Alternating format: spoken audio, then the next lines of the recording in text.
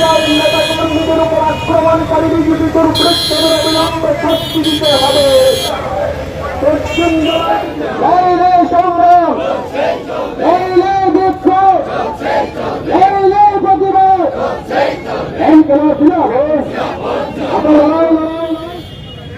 আমরা আজকে সিপিআইএম পশ্চিম ত্রিপুরা জেলা কমিটির পক্ষ থেকে রাজ্য আরক্ষা প্রশাসনের হেডকোয়ার্টার্স ফায়ার সার্ভিস চৌমোহনীতে এখানে আমরা বিক্ষোভ প্রদর্শন করছি।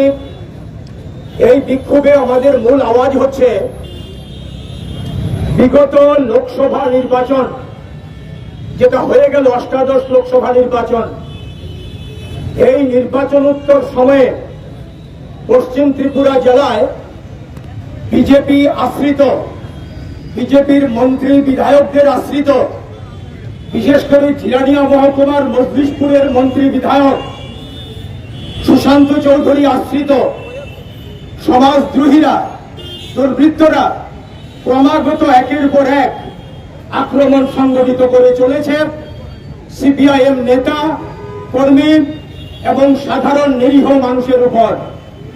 ক্ষুদ্র ব্যবসায়ী, সরকারি কর্মচারী এবং অন্যান্য অংশের সাধারণ মানুষ তাদের আক্রমণে রক্তাক্ত এবং এই আক্রমণের প্রেক্ষিতে পুলিশকে জানানোর পরেও এখন পর্যন্ত যে বড় বড় ঘটনা 14-15টি হয়েছে, পুলিশ এখন পর্যন্ত কার্যকরী কোনো পদক্ষেপ করেনি। সংশ্লিষ্ট থানা, এসডিপিও এবং পুলিশ সুপারকে মহকুমা নেতৃত্ব, জেলা নেতৃত্বের তরফ থেকে লিখিতভাবে জানানোর পরেও একের পর এক এখন পর্যন্ত একজন দুর্বৃত্তকেও গ্রেপ্তার করা হয়নি। আমরা আজকে এখানে এসেছি, জেলা পুলিশ সুপারের কাছে আমরা আজকে জবাব চাই। আপনাকে আমরা জানিয়েছি, ব্যক্তিগতভাবে আমি দুদিন আগেও জেলা সুপারকে চিঠি দিয়েছি, এই ঘটনাগুলো ব্যক্ত করেছি এবং তার কাছ থেকে কার্যকরী পদক্ষেপ আশা করে আমি তার কাছে বিষয়গুলি উত্থাপন করেছি। কিন্তু সর্বশেষ খবর, এখন পর্যন্ত একটি ক্ষেত্রেও পুলিশ কোনো ব্যবস্থা গ্রহণ করেনি। আমি আপনাদের সামনে বলতে চাই, গত মে মাসের 20 তারিখ আমাদের ঝিরানিয়া মহকুমার নেতৃত্ব, আমাদের রাজ্য কমিটির সদস্য মধুসূদন দাস, সেখানকার নেতৃত্ব তপন দাস এবং আরো কয়েকজন, তারা সেখানে মহকুমা প্রশাসনের আমন্ত্রণে সর্বদলীয় মিটিং, পঞ্চায়েত নির্বাচনকে সামনে রেখে সেই মিটিংয়ে তারা গিয়েছিলেন এবং মিটিং থেকে বেরিয়ে আসার পথে আগে থেকে দলবদ্ধ হয়ে থাকা সংগঠিতভাবে বিজেপি দুর্বৃত্তরা তাদের গাড়ি আক্রমণ করে। এটা কি প্রশাসন চলছে? প্রশাসনের অনুরোধে সর্বদলীয় মিটিং, সেই মিটিংয়ে সিপিআইএম এর নেতৃত্ব অ্যাটেন্ড করার পরে সেখান থেকে বেরিয়ে আসার সময় তাদের গাড়িকে আক্রমণ করা হয়। জানানোর পরে মহকুমা প্রশাসন, মহকুমা পুলিশ কোনো ব্যবস্থা গ্রহণ করেনি। এই ঘটনার পরে 4 তারিখ লোকসভা নির্বাচন, আপনারা জানেন কি হয়েছে আর তার রেজাল্ট কি। আমাদের পশ্চিম ত্রিপুরা কেন্দ্র, পূর্ব ত্রিপুরা কেন্দ্র, রামনগর বিধানসভা কেন্দ্রের উপনির্বাচন, কার্যত এইগুলোতে নির্বাচন হয়নি। এগুলোতে যা হয়েছে, লুট হয়েছে, ডাকাতি হয়েছে। পশ্চিম ত্রিপুরা কেন্দ্র থেকে ডাকাতি করে যিনি জিতেছেন, তিনি এখন কেন্দ্রে গিয়ে সেখান থেকে শান্তি পিস লাভিং টিম বিজেপির এই রাজ্যের যিনি এমপি হয়েছেন, ডাকাতি করে পশ্চিম বাংলায় এসছেন। পশ্চিম বাংলায় মমতা ব্যানার্জির গুন্ডামি দেখার জন্য মমতা ব্যানার্জির দল ওয়েস্ট বেঙ্গলে যেই গুন্ডামি করছে, ত্রিপুরা রাজ্যে বিজেপি তার চাইতে বেশি গুন্ডামি করছে এবং তার নেতৃত্ব দিয়েছেন যিনি সেখানে শান্তি রক্ষার জন্য পশ্চিম বাংলায় ঘুরছেন, ত্রিপুরার প্রাক্তন মুখ্যমন্ত্রী। ওদের লজ্জা হওয়া উচিত। এদের দলের ছেলেরা আজকে 4 তারিখের পর থেকে এখন পর্যন্ত পশ্চিম ত্রিপুরা জেলায় 14 থেকে 15টি ঘটনা ঘটিয়েছে।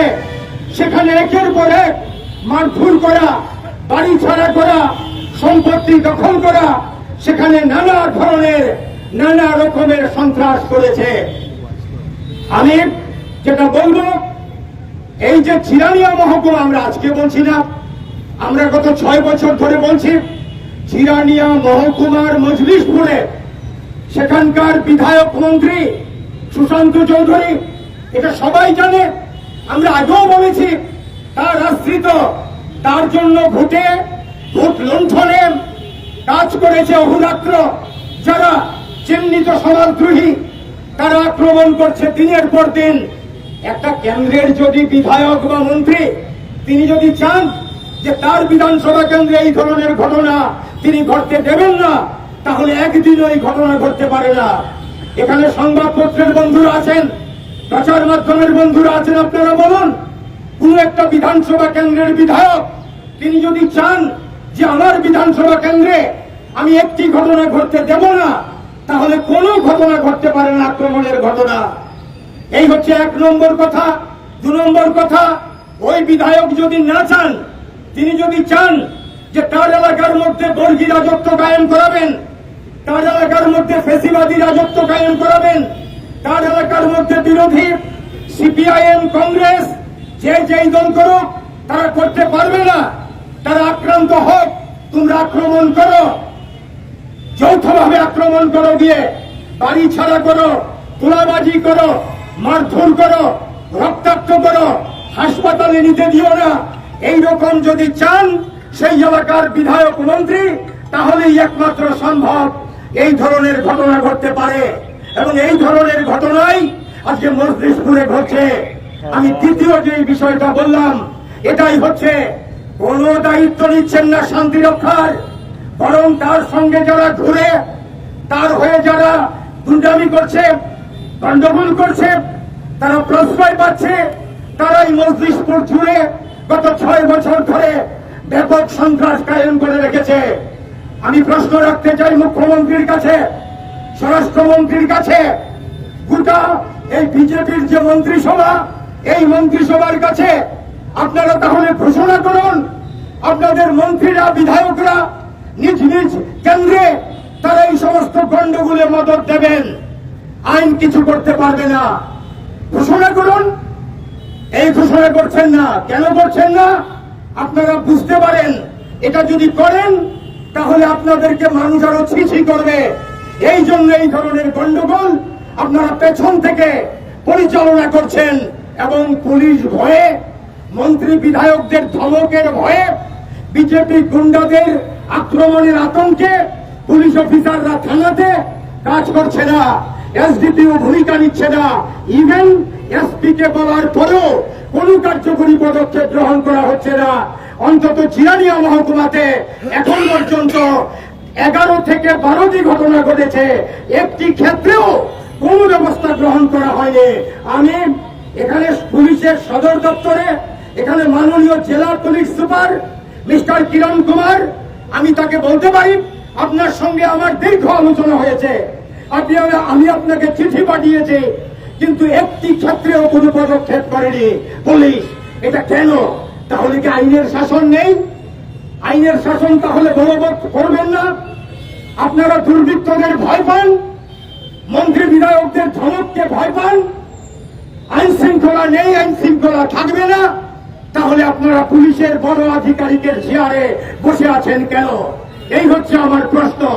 যতক্ষণ আপনারা এখানে বসে আছেন, সাংবিধানিক দায়িত্ব পালন করছেন, ল অ্যান্ড অর্ডার মেনটেন করার দায়িত্ব আপনাদের কাছে আমরা আসবো, আমরা আসছি, আজও এসে গেছি, কিন্তু আমরা লক্ষ্য করছি গত 6 বছরের নয়, এখনো একইভাবে চলেছে সেই ট্রেডিশন। গুন্ডারা গুন্ডামি করুক, পুলিশ চোখ বুঝে থাকবে, গুন্ডারা উৎসাহিত হবে, আইন শৃঙ্খলা বলে কিছু থাকবে না, জঙ্গলের রাজত্ব কায়েম হবে, ফ্যাসিবাদী ব্যবস্থা এখানে বলবৎ হবে। এটাই তো চলছে। এর বিরুদ্ধে প্রতিবাদ করছে আগরতলা শহরে, শিবনগরে মনীষ ঘোষ সিপিআইএম কর্মী, তার বাড়িতে গিয়ে মধ্যরাতে তার বাড়িটাকে তছনছ করেছে, ভেঙে বাড়ির সমস্ত দরজা জানালা ছিন্ন ভিন্ন করেছে। আজকে রাজধানীর মধ্যে এই ঘটনা, একজন দুর্বৃত্তকে গ্রেপ্তার করা হয়নি। নাম ধাম দিয়ে মামলা করার পরেও কোন গ্রেপ্তার নেই। আমতলীতে বাম সমর্থক একজন প্রবীণ নাগরিক, তার পরিবার, সেখানে তার জমি সম্পত্তি, এই সম্পত্তি দখল করার জন্য জোর করে বিজেপির দুর্বৃত্তরা ঝাঁপিয়ে পড়েছে। আমাদের বিরোধী দলনেতা Jitendra Chowdhury, CPIM polit bureau সদস্য, এই রাজ্যের প্রাক্তন মুখ্যমন্ত্রী মানিক সরকার সহ সিপিআইএম এর নেতারা এই সমস্ত জায়গাগুলো তারা দেখেছেন, গিয়ে নিজ চোখে দেখে তারা বলছেন যে আমরা কোথায় আছি। বৃদ্ধ ৭৬ বছর বয়স, আক্রান্ত হয়েছে ৬৯-৬৫ বছর বয়স চিরঞ্জিত চক্রবর্তীর মা বাবা চম্পকনগরে। চিরঞ্জিতকে মেরেছে আমাদের ডিওএফআই এর নেতা এবং তার মা বাবাকে মেরেছে। একইভাবে আমতলীর বৈষ্ণব জেলাতে আক্রান্ত হয়েছেন বয়োবৃদ্ধ মানুষ, তার উপর আক্রমণ করেছে, তাদের জীবনের উপরে হুমকি দেওয়া হচ্ছে। তাছাড়া পশ্চিম ত্রিপুরা জেলার বিভিন্ন জায়গার মধ্যে আক্রমণ চলছে। আপনারা জেনে অবাক হবেন, প্রাক্তন বিধায়ক, সিপিএম এর নেতা, এই রাজ্যের বিশিষ্ট সাহিত্যিক লেখক নকুল দাস, তার বাড়ির পাশে একটা স্কুল আছে, সেই স্কুলের মধ্যে ইট পাটকেল মদের বোতল নিয়ে তার বাড়িতে ঢুকে, এই স্কুলে ঢুকে হামলা করেছে। পুলিশ কোনো ব্যবস্থা নিয়েছে গুন্ডাদের বিরুদ্ধে? কেন নেবে না? তাহলে পুলিশ আছে কেন? পুলিশের কাছে মানুষ কিভাবে বিচার চাইবে? পুলিশের কাছে মানুষ কেন আসবে? পুলিশ তো মানুষকে রক্ষা করার জন্য। এখানে দেখা যাচ্ছে মানুষকে যারা আক্রমণ করছে তাদেরকে রক্ষার দায়িত্বে পুলিশ নিয়োজিত। এই লজ্জা রাখার জায়গা নেই আমাদের। এই রাজ্যটা এমন ছিল না। বামফ্রন্ট এই রাজ্যে ৩৫ বছর রাজত্ব করেছে, সরকার চালিয়েছে, এমন কেউ বলতে পারবে না। আর ৬ বছরের কাহিনী যদি বলি এই রাজ্যের মধ্যে, তাহলে শেষ হবে না। আপনারা জানেন, সংবাদ মাধ্যম জানেন, পুলিশ জানে, সেটা একইভাবে চলেছে। এটা চলতে দেওয়া যায় না। এর বিরুদ্ধে আমরা প্রতিবাদ করি। এই জন্য পুলিশ সদর দপ্তরের সামনে আমরা এসছি।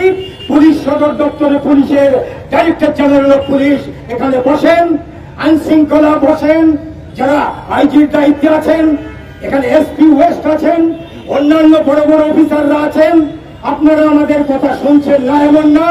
কাজে আপনাদের কাছে আমরা এখানে বিক্ষোভ জানাচ্ছি।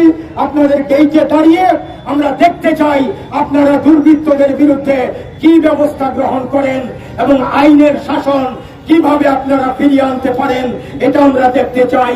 যদি তা না করেন তাহলে আমাদের লড়াই আমরা চালাবো গণতান্ত্রিক পদ্ধতিতে। আমাদের লড়াই চলবে। এই লড়াইকে দাবিয়ে দেওয়ার ক্ষমতা পুলিশ কেন, গুন্ডা কেন, কারুরই নেই।